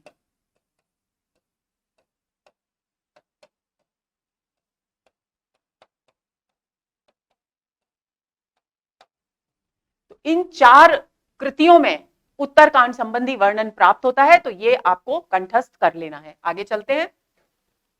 संसार अपार के पार को सुगम रूप नौका लियो, कलि कुटिल जीव निस्तार हित बाल्मीकि तुलसी भयो। यह निम्नलिखित में से किसकी उक्ति है? और यह प्रश्न पूछा गया यूपीपीएससी डिग्री कॉलेज एग्जाम 2008 में। सबसे पहले तो दोस्तों हम इन पंक्तियों का अर्थ समझ लेंगे। इसमें कहा गया है कि संसार अपार के पार को, ये अपार जो संसार है जिसका पार नहीं पाया जा सकता, उसको सुगम रूप में पार करने के लिए एक भक्ति रूपी नौका ली तुलसीदास जी ने। और उसका कारण क्या था? कलयुग की कुटिलताओं का निस्तार करना और जीव यानी समस्त जीवों का कल्याण करना। और ऐसा करके तुलसी वाल्मीकि हो गए, ये बात यहां अभिव्यक्त की गई है। और यहां प्रश्न पूछा गया है कि ये कथन तुलसीदास जी के विषय में किसने कहा है? ऑप्शंस हैं रहीम, स्वामी अग्रदास, नाभादास और रामानंद। तो दोस्तों, ये पंक्तियां सी विकल्प बिल्कुल सही है, नाभादास की है। मैंने आपको बताया था कि नाभादास ने भक्तमाल नामक रचना लिखी, जिसमें लगभग 200 कवियों का जीवन व्रत दिया गया है। और ये जो जीवन व्रत है इसमें तुलसीदास जी भी शामिल हैं, और ये कृति भक्तमाल उनके जीवन के विषय में जानकारी का एक महत्वपूर्ण आधार है। तो दोस्तों, सी विकल्प यहां इस प्रश्न का सही उत्तर है। आगे चलते हैं। राम कथा पर आधारित तुलसीदास के महाकाव्य का क्या नाम है? यह केवीएस पीजीटी 2014 में पूछा गया प्रश्न है। बहुत ही सरल प्रश्न है। भरत मिलाप, रामचरितमानस, राम रक्षा स्तोत्र या रामचंद्रिका। तो दोस्तों, आपको पता है बी विकल्प यहां बिल्कुल सही उत्तर है। रामचरितमानस ही राम कथा पर आधारित तुलसीदास जी का महाकाव्य है। हालांकि उनकी कृतियां, लगभग सभी कृतियों में एक कृष्ण गीतावली को छोड़कर राम की महिमा का गुणगान किया गया है, रामायण के विविध प्रसंगों की चर्चा की गई है। लेकिन यहां दोस्तों पूछा गया है कि तुलसीदास का महाकाव्य, और महाकाव्य उनका केवल एक ही है और वो है रामचरितमानस। एक तो बात ये, दूसरी बात ये कि इसमें से जितने भी अन्य हैं वो सब तुलसी की रचनाएं हैं ही नहीं। तो जो 12 प्रामाणिक रचनाएं हैं उनमें केवल रामचरितमानस ही शामिल है। ऐसी स्थिति में अपने आप ही स्पष्ट हो जाता है कि बी विकल्प इस प्रश्न का सही उत्तर है। आगे चलेंगे। निम्नलिखित में से कौन सी रचना तुलसीदास की नहीं है? देखिए, इस प्रकार के प्रश्न भी अलग अलग परीक्षाओं में बार बार पूछे जाते हैं और यह प्रश्न पूछा गया केवीएस पीजीटी 2014 में। ऑप्शंस है रामचंद्रिका, कवितावली, गीतावली और विनय पत्रिका। दोस्तों हम पढ़ चुके हैं कवितावली, गीतावली और विनय पत्रिका तीनों ही प्रामाणिक रचनाएं हैं तुलसीदास जी की। केवल और केवल रामचंद्रिका उनके द्वारा रचित रचना नहीं है। रामचंद्रिका रीतिकाल के कवि केशव दास की रचना है। ऐसी स्थिति में ए विकल्प हमारा सही उत्तर है, क्योंकि यहां पूछा गया है कि कौन सी रचना तुलसीदास की नहीं है। शेष तीनों रचनाएं तुलसीदास की हैं। आगे चले। रामचरितमानस किस भाषा में लिखी गई रचना है? देखिए बार बार मैं आपसे कह रही हूं भाषा संबंधी प्रश्न बहुत पूछे जा रहे हैं और देखिए कितनी बार ये प्रश्न अलग अलग परीक्षाओं में पूछा गया। केवीएस पीजीटी 2014 में पूछा गया, यूपी पीजीटी 2011 में पूछा गया, झारखंड पीजीटी 2018 में पूछा गया और एमपी असिस्टेंट प्रोफेसर 2017 में पूछा गया। और ऑप्शंस दिए गए हैं राजस्थानी, भोजपुरी, अवधी या ब्रजभाषा। तो आपको कंठस्थ कर लेना है कि विनय पत्रिका की भाषा ब्रज है और रामचरितमानस की भाषा है अवधी। तो सी विकल्प हमारा यहां पर सही उत्तर है। आगे चले। गोद लिए हुलसी फिरे तुलसी सौ सुत होए, यह पंक्ति इनमें से किस कवि की है? और यह प्रश्न पूछा गया जीआईसी पीजीटी 2015 में। तो देखिए दोस्तों पहले इसके विकल्प देख लेते हैं। इसके विकल्प हैं प्राणचंद चौहान, नाभादास, नरोत्तम दास या रहीम दास। तो दोस्तों डी विकल्प बिल्कुल सही है। रहीम दास जी ने ये पंक्तियां लिखी थी और ऐसा माना जाता है, ऐसा विविध स्रोतों से ज्ञात होता है कि तुलसीदास जी और रहीम दास जी क्योंकि आपस में मित्र थे, तो एक बार तुलसीदास जी ने एक पंक्ति लिखकर रहीम दास जी के पास भेजी और रहीम दास जी ने उस पंक्ति को पूरा करके जिस रूप में भेजा उसकी दूसरी पंक्ति ये थी, गोद लिए हुलसी फिरे तुलसी सौ सुत होए। और ये पंक्तियां रहीम दास जी के द्वारा लिखी गई हैं और इसकी पहली पंक्ति जो स्वयं तुलसीदास जी ने लिख करके किनके पास भेजी थी? रहीम दास जी के पास भेजी थी। वो कुछ इस प्रकार थी। सुरतीय, नरतीय, नागतीय, सब चाहत अस होए। दोस्तों ये पंक्ति थी जो तुलसीदास जी ने रहीम दास जी के पास लिखकर भेजी। केवल एक पंक्ति, पूरा दोहा नहीं लिखा था। और इसका अर्थ है सुरतीय यानी देवताओं की स्त्रियां, सुर मतलब देवता, तीय मतलब स्त्रियां, नरतीय यानी मनुष्यों की स्त्रियां, नागतीय यानी नागों की स्त्रियां, सब चाहती हैं कि ऐसा हो। केवल और केवल एक पंक्ति तुलसीदास जी ने लिखी और इसके आगे दूसरी पंक्ति जो जोड़ी रहीम दास जी ने वो थी, गोद लिए हुलसी फिरे तुलसी सुत होए, जिसका अर्थ है कि हुलसी क्योंकि तुलसी की माता का नाम था, वे तुलसी को गोद में लेकर उल्लसित भाव से घूमती हैं और कहती हैं, चाहती हैं कि तुलसी के समान पुत्र हो। तो इस प्रकार से इसको पूरा किया गया रहीम दास जी के द्वारा। आगे चलते हैं। रूपकों का बादशाह किसे कहा जाता है? यूपी पीजीटी 2010 में यह प्रश्न पूछा गया। तुलसीदास, सूरदास, कबीरदास या परमानंद दास? तो स्पष्ट है तुलसीदास को रूपकों का बादशाह कहा गया है। और यह कथन जो रूपकों का बादशाह तुलसीदास को कहा गया है, यह है लाला भगवान दीन और बच्चन सिंह का कथन।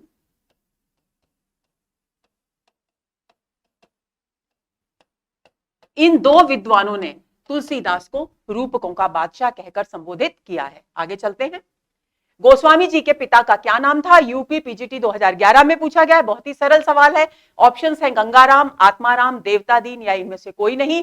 तो उनके पिता का नाम था आत्माराम। आगे चलते हैं। बी विकल्प यहां सही उत्तर है। कीरति भनिति भूति भले सोई, सुरसरी सम सब कह हित होई।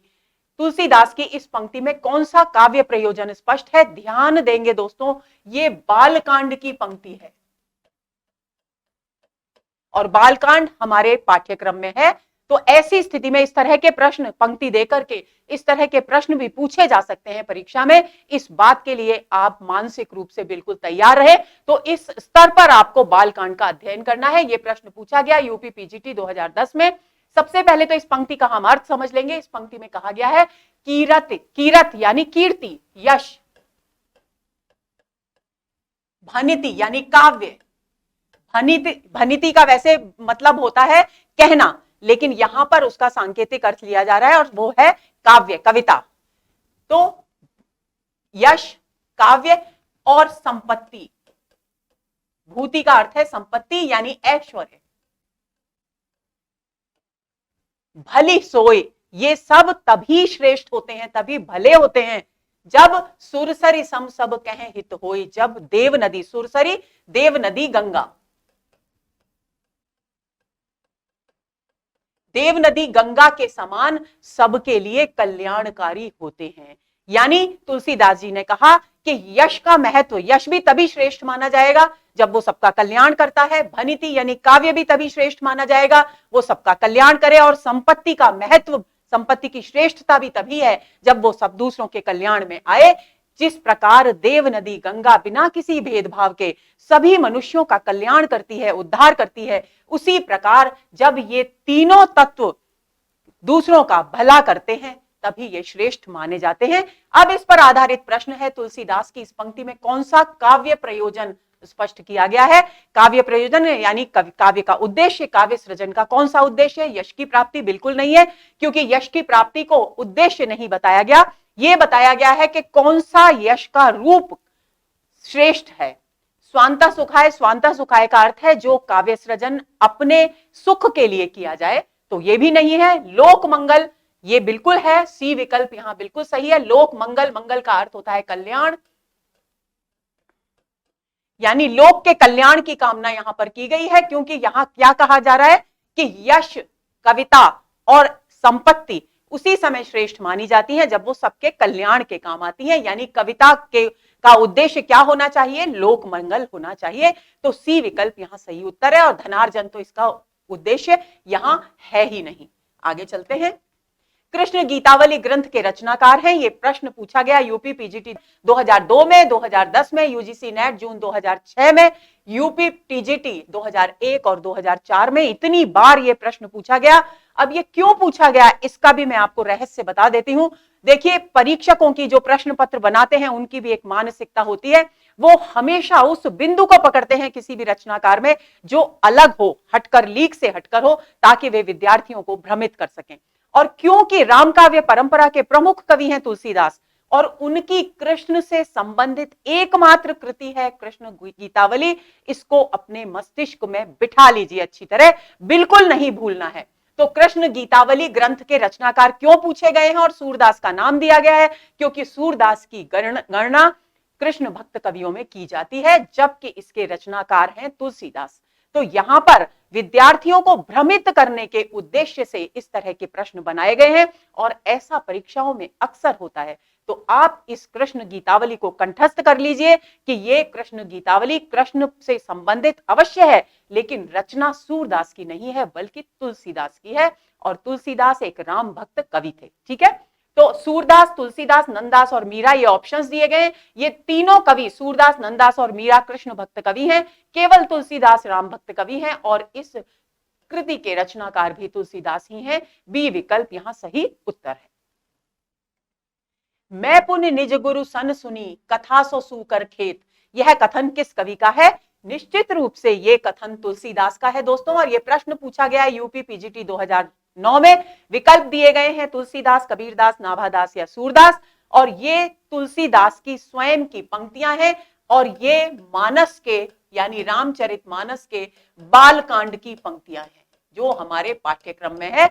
तो आपको इस बात को, इस प्रश्न को बहुत अच्छी तरह से समझ लेना है, कंठस्थ कर लेना है कि इसमें क्या कह रहे हैं तुलसीदास जी? कह रहे हैं कि मैंने गुरु सन, सन मतलब से, गुरु से कथा सुनी। कहां सुनी? सूकर खेत में सुनी। और वो गुरु कौन थे? नरहरयानंद यानी नरहरिदास वो गुरु थे।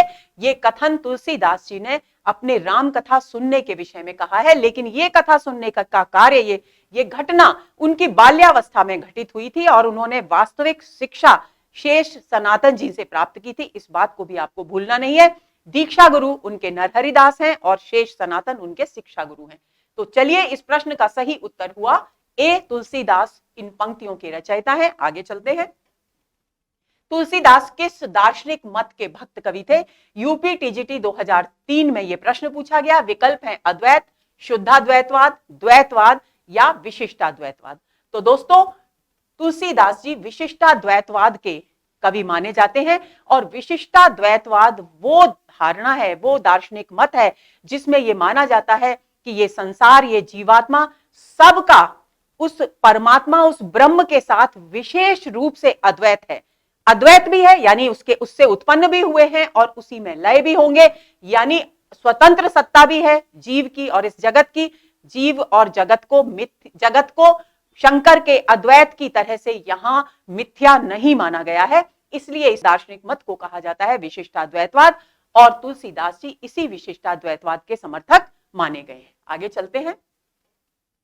रामचरितमानस में किस संवाद का संबंध नहीं है? यूपी पीजीटी 2004 में यह प्रश्न पूछा गया। 4 प्रमुख संवाद हैं जिनके विषय में मैं अभी चर्चा कर चुकी हूं आपसे।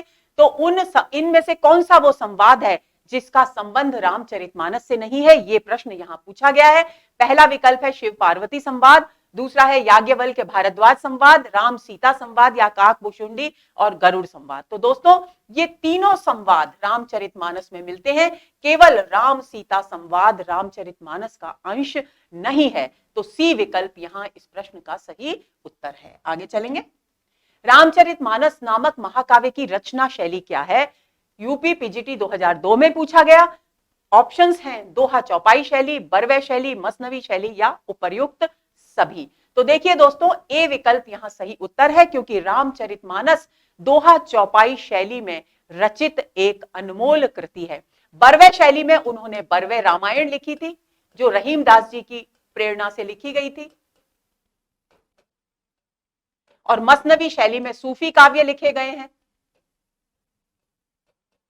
तो ऐसी स्थिति में ए विकल्प यहां सही उत्तर है। आगे चले। अवधी एवं ब्रजभाषा दोनों में रचना करने वाले कवि हैं। यूपी पीजीटी 2002 में यह प्रश्न पूछा गया। सूरदास, तुलसीदास, घनानंद या उपर्युक्त सभी।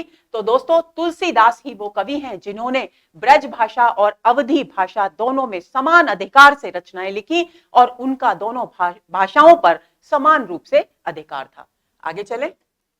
तुलसीदास की किस रचना का संबंध ज्योतिष से है? इसकी चर्चा हम अभी कर चुके हैं। यूजीसी नेट सेकंड पेपर जून 2007 में यह प्रश्न पूछा गया और आपके विकल्प हैं रामलला नहछू, जानकी मंगल, हनुमान बाहुक या रामाज्ञा प्रश्न प्रश्नावली। इसको रामाज्ञा प्रश्न भी कहा जाता है और कहीं कहीं ये रामाज्ञा प्रश्नावली भी कहलाती है। तो डी विकल्प बिल्कुल सही है, क्योंकि ज्योतिष से संबंधित ये ग्रंथ तुलसीदास जी ने अपने मित्र पंडित गंगाराम के कहने पर, उनके अनुरोध पर लिखा था। तो रामाज्ञा प्रश्नावली ही वो रचना है जिसका संबंध ज्योतिष से है। और इस कृति को शगुन विचारने के लिए कि जो भी कार्य हम करने जा रहे हैं वह उसके लिए ये उचित समय है या नहीं है, इस विचार के लिए इस पुस्तिका का, इस रचना का उपयोग होता रहा है। आगे चलें। तुलसीदास की किस रचना में संत महंतों के लक्षण वर्णित है? यूजीसी नेट थर्ड पेपर दिसंबर 2013 में यह प्रश्न पूछा गया।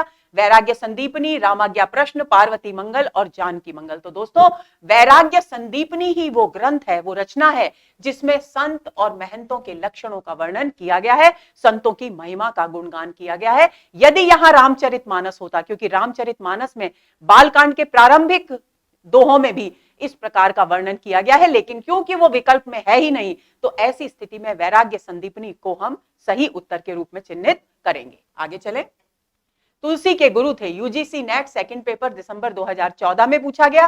रामानंद, हनुमत शास्त्री, नरहरियानंद या रामानुजाचार्य। नरहरिदास और नरहरियानंद दोनों ही नाम उनके गुरुओं के मिलते हैं। तो सी विकल्प यहां बिल्कुल सही उत्तर है। ये तो अब तक आपको याद ही हो गया होगा। आगे चलते हैं। बरवे रामायण किसकी रचना है? यूजीसी नेट सेकंड पेपर जून 2010 में यह प्रश्न पूछा गया। सूरदास, तुलसीदास, नंददास और केशवदास। और अभी मैंने चर्चा की कि तुलसीदास जी ने बरवे छंद में बरवे रामायण लिखी। तो बी विकल्प इस प्रश्न का सही उत्तर है। आगे चले। इनमें से कौन सी रचना तुलसीदास की है? यूजीसी नेट थर्ड पेपर दिसंबर 2012 में यह प्रश्न पूछा गया। विकल्प है राम ध्यान मंजरी, राम सत्सई, कृष्ण गीतावली और श्री रामार्चन पद्धति। तो देखिए दोस्तों, ये तीनों रचनाएं तुलसीदास जी की नहीं है, लेकिन हम लोग भ्रमित कब हो सकते हैं? जब हमारा ध्यान कृष्ण गीतावली की तरफ आए ही नहीं और हम ये सोच लें कि राम काव्य परंपरा के कवि हैं तुलसीदास, तो ऐसी स्थिति में वे कृष्ण परंपरा की रचना क्यों लिखेंगे? लेकिन साहब को कृष्ण गीतावली को बिल्कुल भूलना नहीं है, इससे संबंधित बहुत सारे प्रश्न आते हैं। तो सी विकल्प यहां इस प्रश्न का सही उत्तर है। आगे चले। इनमें से कौन सी रचना अवधी भाषा की नहीं है? यूजीसी नेट सेकंड पेपर दिसंबर 2010 में यह प्रश्न पूछा गया। रामचरितमानस, पद्मावत, विनय पत्रिका और चंदायन। तो देखिए, पद्मावत और चंदायन ये तो सूफी काव्य परंपरा के ग्रंथ हैं। रामचरितमानस की भाषा कौन सी है? अवधी है। पद्मावत की भाषा अवधी है, चंदायन की भाषा अवधी है। और हम पढ़ चुके हैं कि विनय पत्रिका तुलसीदास की वो कृति है जिसका सृजन ब्रज भाषा में किया गया। तो ऐसी स्थिति में सी विकल्प यहां इस प्रश्न का सही उत्तर है। आगे चले, तुलसीकृत कृष्ण काव्य कौन सा है? देखिए, फिर कृष्ण गीतावली से संबंधित प्रश्न पूछ लिया गया है। यूजीसी नेट सेकंड पेपर दिसंबर 2006 में यह प्रश्न पूछा गया। कृष्णायन, कृष्ण चरित्र, कृष्ण चंद्रिका या कृष्ण गीतावली। तो बहुत ही आसान हो गया है आपके लिए, डी विकल्प इस प्रश्न का सही उत्तर है। आगे चलते हैं, गोस्वामी तुलसीदास की रचना कवितावली किस भाषा की रचना है? यूजीसी नेट सेकंड पेपर जून 2012 में यह प्रश्न पूछा गया और ऑप्शंस है अवधी, ब्रजभाषा, मैथिली और बुंदेली। तो आपको याद रखना है कवितावली ब्रज भाषा की रचना है। और देखिए, इसी प्रश्न को इस तरीके से पूछा गया फर्स्ट ग्रेड 2015 में। ये मैंने इसीलिए यहां पर लिख दिया है क्योंकि प्रश्न एक ही होता है दोस्तों, लेकिन कई बार उसको पूछने का तरीका अलग होता है। तो आप भ्रमित न हो, इस तरह से भी प्रश्न ये पूछा जाता है। देखिए, इनमें से तुलसीदास की किस रचना की भाषा अवधी नहीं है? रामचरितमानस, जानकी मंगल, कवितावली और रामलला नहछू। तो अवधि नहीं है, तो रामचरितमानस अवधि है, जानकी मंगल अवधि है, रामलला नहछू अवधि है, केवल कवितावली ही ब्रज भाषा की रचना है। तो इस तरीके से भी इस प्रश्न को पूछा जाता है, आपको ध्यान रखना है। आगे चलते हैं, अगले प्रश्न पर आते हैं। तुलसी की भक्ति का स्वरूप क्या था? यह प्रश्न पूछा गया UP TGT 2011, Uttarakhand assistant professor 2017 और केवीएस पीजीटी हिंदी 2016 में। यानी कई बार यह प्रश्न पूछा गया है। और ऑप्शंस हैं दास्य, सख्य, वात्सल्य या माधुर्य। तो दोस्तों, सख्य भक्ति तो किसकी है? सूरदास की। वात्सल्य रस के सम्राट सूरदास ही कहलाते हैं। माधुर्य भक्ति है मीरा की। तो दास्य भाव की भक्ति है तुलसीदास की। ए विकल्प इस प्रश्न का सही उत्तर है। आगे चलते हैं, इनमें से कौन सा ग्रंथ तुलसी द्वारा रचित नहीं है? देखिए, इस तरह के प्रश्न बार बार पूछे जा रहे हैं। यूपी टीजीटी 2011 में पूछा गया। ऑप्शंस हैं गीतावली, दोहावली, विनय पत्रिका या रसमंजरी। तो हम पढ़ चुके हैं कि गीतावली, दोहावली और विनय पत्रिका तीनों ही तुलसी की कृतियां हैं, केवल रसमंजरी उनकी कृति नहीं है। तो डी विकल्प यहां सही उत्तर है। आगे चले, इनमें से कौन सी रचना तुलसीदास की नहीं है? देखिए, फिर उसी तरह का प्रश्न पूछा गया, केवल और केवल विकल्प बदल दिए गए हैं। यूपी टीजीटी 2011 में ही यह प्रश्न भी पूछा गया। रामचरितमानस, कवितावली, गीतावली, साकेत। तो साकेत तो हम अभी पढ़ चुके हैं। बहुत ही सरल हो गया है यह प्रश्न आप लोगों के लिए। तो डी विकल्प यहां इस प्रश्न का सही उत्तर है। आगे चले, भक्ति काल के किस कवि को जातीय कवि कहा जाता है? यूपी टीजीटी 2003 में यह प्रश्न पूछा गया। सूरदास, तुलसीदास, नाभादास और नंददास। तो बी विकल्प यहां बिल्कुल सही उत्तर है, क्योंकि कुछ विद्वान मानते हैं कि डॉक्टर रामविलास शर्मा ने तुलसीदास को जातीय कवि कहकर संबोधित किया है। तो बी विकल्प यहां इस प्रश्न का सही उत्तर है। आगे चले, गीतावली है यूपी टीजीटी 2003 में पूछा गया प्रश्न, मुक्तक काव्य, अतुकांत काव्य, प्रबंध काव्य या इनमें से कोई नहीं। तो दोस्तों, मूल रूप से गीतावली एक गीति काव्य है, लेकिन क्योंकि यहां गीति काव्य का वो ही नहीं है, विकल्प ही नहीं है, तो ऐसी स्थिति में हम मुक्तक काव्य को चिन्हित करेंगे। सही उत्तर मुक्तक काव्य है, क्योंकि मुक्तक काव्य में, जिस गीति काव्य में जिस प्रकार पहले और बाद के दोहे से या छंद से या पद से आपस में संबंध नहीं होता, कथा का प्रवाह की निरंतरता नहीं होती, वैसे ही मुक्तक काव्य का प्रत्येक छंद अपने आप में एक स्वतंत्र कृति होता है। तो गीतावली मुक्तक काव्य है। इन विकल्पों में से मुक्तक काव्य ही इसका सही उत्तर है। आगे चले, तुलसीदास जी ने भी भ्रमर गीत परंपरा के अंतर्गत भ्रमर गीत की रचना की है, जो संकलित है। यानी यहां पूछा गया है कि तुलसीदास जी ने जिस भ्रमर गीत की रचना की, वो उनकी किस कृति में संकलित है? तो यूपी टीजीटी 2002 में यह प्रश्न पूछा गया। और विकल्प है जानकी मंगल, कृष्ण गीतावली, गीतावली या कवितावली। दोस्तों, कॉमन सेंस का सवाल है, क्योंकि भ्रमर गीत परंपरा का संबंध है कृष्ण काव्य परंपरा से। ऐसी स्थिति में तुलसीदास जी की केवल एक ही कृति है जो कृष्ण काव्य परंपरा का निर्वहन करती है, और वो है कृष्ण गीतावली। तो बी विकल्प यहां सही उत्तर है। बाकी सब राम काव्य परंपरा की उनकी कृतियां हैं। तो ऐसी स्थिति में कृष्ण गीतावली से संबंधित इस प्रकार का प्रश्न भी पूछा जा सकता है। आगे चले। गोस्वामी तुलसीदास ने रामचरितमानस की रचना किस संवत में की? यह पूछा गया यूपी टीजीटी 2005 में। संवत 1631, संवत 1637, संवत 1649 या इनमें से कोई नहीं। तो दोस्तों ए विकल्प बिल्कुल सही है। संवत 1631 ये खुद बालकांड में रामचरितमानस के रचना काल के विषय में तुलसीदास जी ने लिखा है। तो संवत 1631 में रामचरितमानस की रचना उन्होंने प्रारंभ की। आगे चलें। सगुनहि अगुनहि नहीं कछु भेदा, इस तथ्य को तुलसीदास ने किसके द्वारा कहलवाया है? यूजीसी नेट सेकंड पेपर नवंबर 2017 में यह प्रश्न पूछा गया।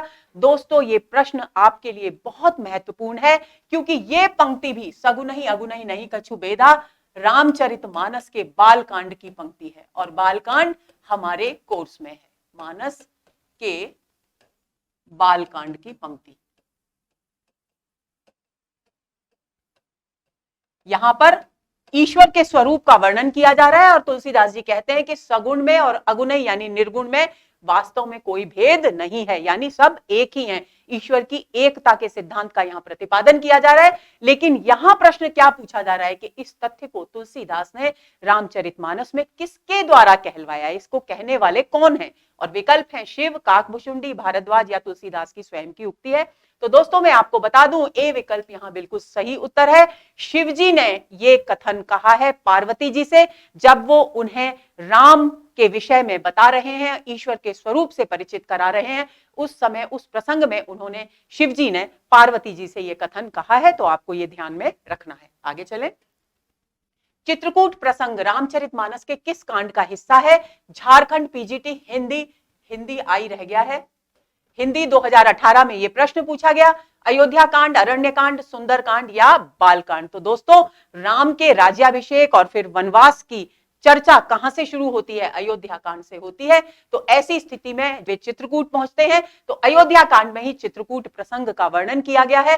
तो रामचरितमानस का अयोध्या कांड ही वो रचना का वो भाग है जहां पर चित्रकूट प्रसंग का तुलसीदास जी ने वर्णन किया है। आगे चले। रामचरितमानस में कुल कितने कांड हैं? ये तो आपको बिल्कुल भूलना ही नहीं है, कंठस्थ कर लेना है। झारखंड पीजीटी हिंदी 2018 में यह प्रश्न पूछा गया। 8, 7, 10 और 9। और एक बात और मैं आपको बता दूं कि कांडों के क्रम से संबंधित प्रश्न भी पूछे जा सकते हैं, तो आपको क्रम को कंठस्थ कर लेना है। बी विकल्प यहां बिल्कुल सही है। दोस्तों 7 कांड हैं रामचरितमानस में, और सबसे पहले आप इस तरीके से मान लीजिए कि पहले राम की बाल्यावस्था है तो बालकांड, फिर राम का विवाह होता है, अयोध्या नगरी में राज्याभिषेक की चर्चा होती है, तो इसके बाद आएगा अयोध्या कांड। उसके बाद राम का क्योंकि वनवास हो जाता है तो आएगा अरण्य कांड। उसके बाद राम सुग्रीवादी से मिलते हैं तो आएगा किष्किंधा कांड। उसके बाद हनुमान जी की महिमा का गुणगान होता है तो आएगा सुंदरकांड। और फिर होता है राम और रावण के बीच युद्ध तो आएगा लंका कांड। और अंतिम है उत्तरकांड। तो इस प्रकार 7 कांडों का क्रम है, इसे आपको भूलना नहीं है। और इस तरह का प्रश्न भी दोस्तों पूछा जा सकता है कि रामचरितमानस पहला कांड कौन सा है और अंतिम कांड कौन सा है? तो पहला कांड है बालकांड और अंतिम कांड है उत्तरकांड। ये आपको भूलना नहीं है। आगे चलते हैं। तुलसीदास की कौन सी रचना ब्रज भाषा में है? देखिए फिर पूछ लिया गया है। झारखंड पीजीटी हिंदी 2018 में यह प्रश्न पूछा गया। जानकी मंगल, कवितावली, बरवे रामायण या रामलला नैछू? तो जानकी मंगल, कवितावली, बरवे रामायण और ब्रज भाषा में पूछा गया है। तो बी विकल्प यहां इस प्रश्न का सही उत्तर है, क्योंकि बाकी सारी कृतियां उनकी ये जो जहां विकल्प में जो दी गई हैं वो अवधि की रचनाएं हैं। केवल और केवल कवितावली ही यहां ब्रज भाषा की कृति है। आगे चले। आचार्य रामचंद्र शुक्ल ने गोस्वामी तुलसीदास द्वारा रचित ग्रंथों की संख्या कितनी मानी है? केवीएस पीजीटी हिंदी 2016 में यह प्रश्न पूछा गया। 10, 12, 5 या 7? तो बी विकल्प यहां बिल्कुल सही है। हम पढ़ चुके हैं दोस्तों कि 12 ग्रंथ उन्होंने प्रामाणिक, शुक्ल जी ने प्रामाणिक माने हैं। आगे चले। तुलसीदास जी की प्रमुख रचना कौन सी है? यह प्रश्न पूछा गया एनवीएस टीजीटी हिंदी 2016 में। रामायण, रामचरितमानस, कीर्तनावली और रामरासो। तो दोस्तों बी विकल्प यहां बिल्कुल सही है। बाकी शेष कृतियां तुलसीदास जी की हैं ही नहीं, केवल इन कृतियों में से रामचरितमानस ही तुलसीदास जी की कृति है। तो बी विकल्प यहां सही उत्तर है। तुलसी के प्रामाणिक ग्रंथों की संख्या कितनी है, यह फिर से पूछ लिया गया है। एमपी असिस्टेंट प्रोफेसर हिंदी 2017 में यह प्रश्न पूछा गया। 8, 10, 12 और 20। तो यहां सी विकल्प बिल्कुल सही है। 12 प्रामाणिक ग्रंथ हैं तुलसीदास जी के। आगे चले 41वें प्रश्न पर आ गए हैं। आचार्य रामचंद्र शुक्ल के अनुसार तुलसी ने रामचरितमानस की रचना कितने समय में पूरी की? एमपी असिस्टेंट प्रोफेसर हिंदी 2017 में यह प्रश्न पूछा गया। ए विकल्प है 3 वर्ष 4 महीने, बी है 2 वर्ष 7 महीने, सी है 2 वर्ष 4 महीने और डी है 2 वर्ष 9 महीने। तो दोस्तों 2 वर्ष 7 महीने में रामचरितमानस की रचना पूरी हुई थी और इसमें 26 दिन और शामिल थे जो यहां नहीं दिए गए विकल्प में, कोई बात नहीं, लेकिन 2 वर्ष 7 महीने विकल्प इस प्रश्न का सही उत्तर है। आगे चलें। गोस्वामी तुलसीदास की अंतिम रचना कौन सी है? यूजीसी नेट जून 2012 में यह प्रश्न पूछा गया। विनय पत्रिका, दोहावली, कवितावली या हनुमान बाहुक। तो दोस्तों अपने जीवन के अंतिम क्षणों में तुलसीदास बाहु पीड़ा से, भुजाओं की पीड़ा से बहुत अधिक पीड़ित थे, बहुत कष्ट में थे। तो तब उन्होंने हनुमान जी से उस पीड़ा के हरण की वंदना करने के उद्देश्य से हनुमान बाहुक नामक कृति की रचना की थी और यही उनकी अंतिम कृति मानी जाती है, जिसको कुछ विद्वान, जैसा कि मैंने अभी थोड़ी देर पहले बताया आपको, कवितावली का अंश मानते हैं। तो आप इस बात को ध्यान में रखेंगे। आगे चलते हैं, अगले प्रश्न पर आते हैं। सर्वमान्य मत के अनुसार तुलसी की जन्म तिथि है और ऑप्शंस है संवत 1540, संवत 1554, संवत 1583 या संवत 1589। तो दोस्तों आपको याद होगा डी विकल्प यहां बिल्कुल सही है। संवत 1589 उनकी प्रामाणिक जन्म तिथि मानी गई है। अब तुलसीदास के जन्म का स्थान है मथुरा, लोहबन, राजापुर या अवधपुरी। तो दो मत विशेष रूप से तुलसी के जन्म स्थान के विषय में प्रचलित है, राजापुर और सोरो, जिनमें से सबसे अधिक प्रामाणिक माना गया है राजापुर को। सी विकल्प बिल्कुल सही है, क्योंकि जितने भी प्रमाण प्रस्तुत किए गए हैं, जितने भी साक्ष्य मिले हैं, उन सबसे राजापुर ही उनका जन्म स्थान प्रमाणित होता है और आचार्य शुक्ल भी इसी मत के समर्थक हैं। आगे चलें।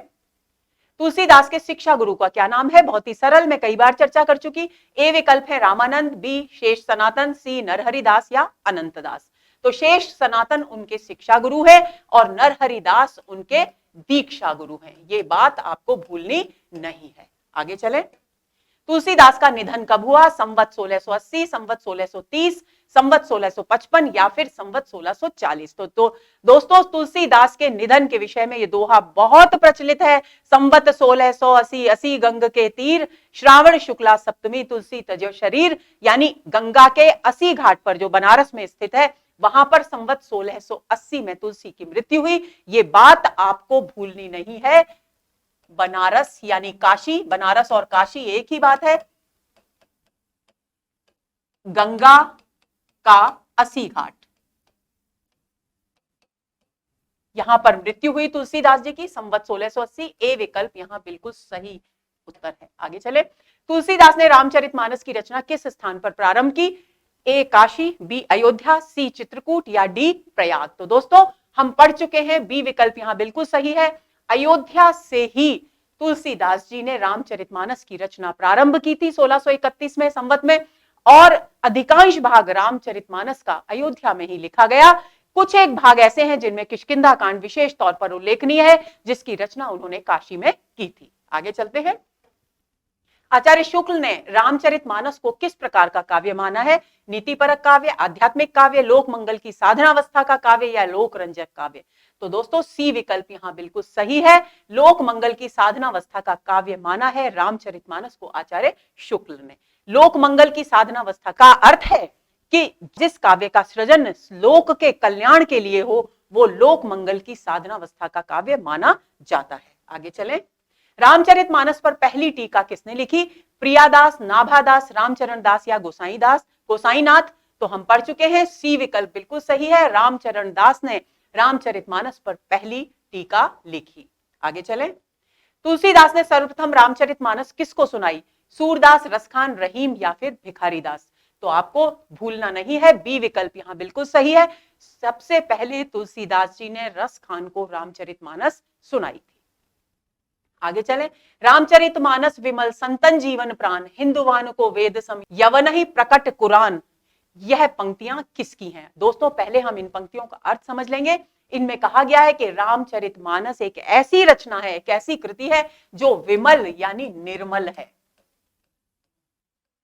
संतों के जीवन का प्राण है, आधार है, और हिंदुओं के लिए वेदों के समान है, और यवन ही यवनों के लिए कुरान के समान है। यानी रामचरितमानस की महिमा इतनी अपरंपार है कि वो धर्म और जाति के भेद से ऊपर उठकर सभी का कल्याण करने वाली कृति है। और ये पंक्तियां दोस्तों विकल्प दिए गए हैं, सूरदास, रसखान, रहीम या भिखारी दास। तो ये पंक्तियां हैं रहीम दास की। अगले प्रश्न पर चलते हैं। 53वें प्रश्न पर आ गए हैं दोस्तों।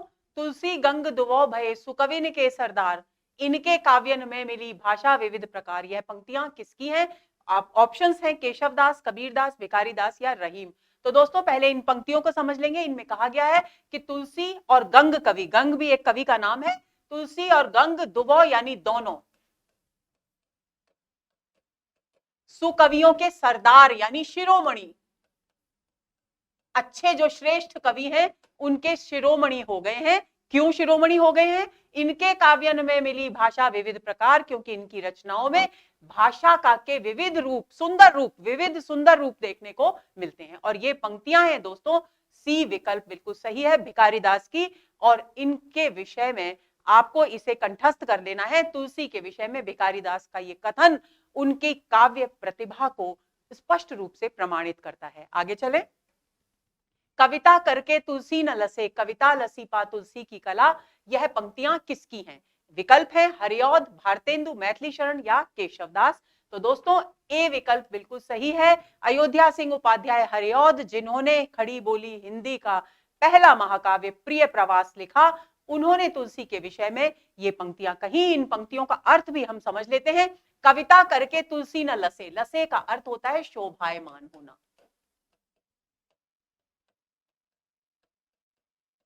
तो यहां अयोध्या सिंह उपाध्याय हरिऔध क्या कह रहे हैं कि कविता करके तुलसी की शोभा नहीं बढ़ी, बल्कि कविता लसीपा तुलसी की कला, तुलसी के काव्य सौंदर्य को, काव्य कला को पाकर के वास्तव में कविता की शोभा बढ़ गई। तो इस प्रकार उन्होंने तुलसी को एक अद्वितीय कवि के रूप में यहां स्थापित किया है। तो ये ए विकल्प यहां इस प्रश्न का सही उत्तर है। आगे चलेंगे। तुलसीदास की कौन सी रचना कवित्त सवैया पद्धति के अंतर्गत आती है? दोस्तों फर्स्ट ग्रेड 2013 में यह प्रश्न पूछा गया। पार्वती मंगल, गीतावली, कवितावली या कृष्ण गीतावली।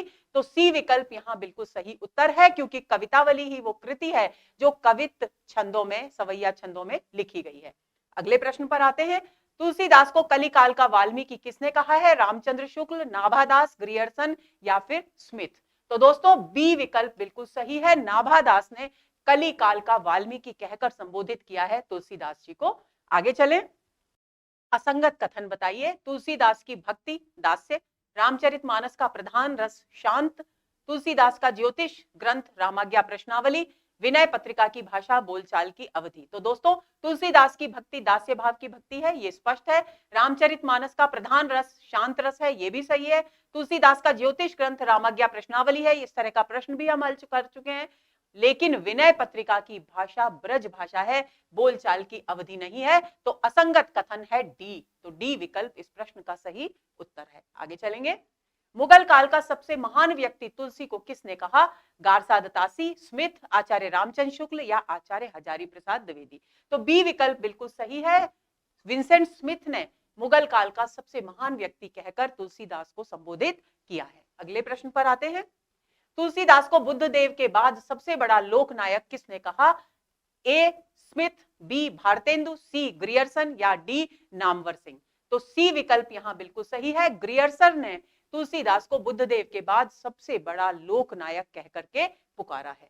आगे चले। तुलसीदास जी अपने ही तक दृष्टि रखने वाले भक्त न थे, संसार को भी दृष्टि फैलाकर देखने वाले भक्त थे। यह पंक्तियां किसकी हैं? गणपति चंद्रगुप्त, महावीर प्रसाद द्विवेदी, शिव सिंह सेंगर या फिर आचार्य रामचंद्र शुक्ल।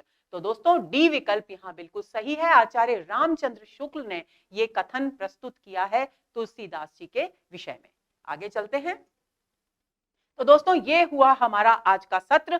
उम्मीद करती हूं कि तुलसीदास के जीवन परिचय से संबंधित जितने भी विवाद हैं वो सारे आपकी स्मृति में बिल्कुल स्पष्ट रूप से स्थापित हो गए होंगे, सर्वमान्य मत आपकी समझ में आ गए होंगे और उनकी कृतियों के परिचय को आप कंठस्थ कर लेंगे, ऐसा मैं विश्वास रखती हूं।